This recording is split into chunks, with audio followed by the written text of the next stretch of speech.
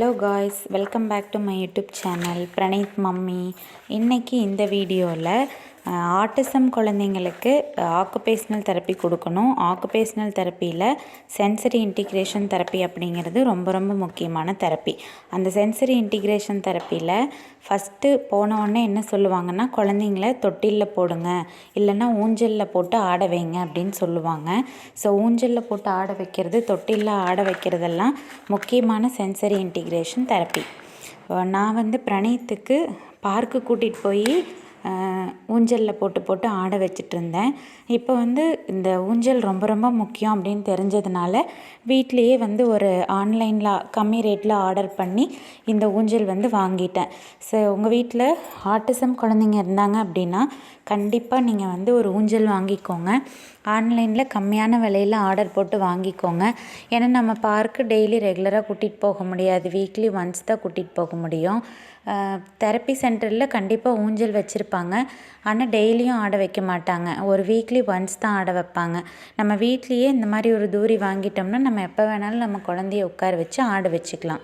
சரி, இப்போ இதோட பெனிஃபிட்ஸ் எல்லாம் என்ன அப்படின்னு பார்க்கலாம். ஆட்டிசம் குழந்தைங்களுக்கு ஸ்விங் தெரப்பி கொடுக்கறதுனால என்னென்ன பெனிஃபிட்ஸ் கிடைக்கும் அப்படின்னு பார்க்கலாங்க.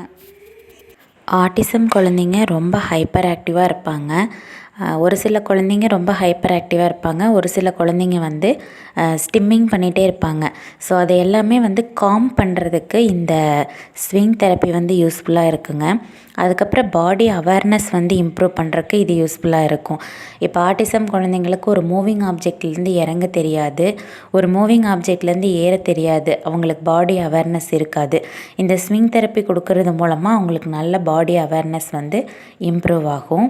அடுத்தது அவங்களுடைய சென்சரியை ரெகுலேட் பண்ணுறதுக்கு இது யூஸ்ஃபுல்லாக இருக்குங்க.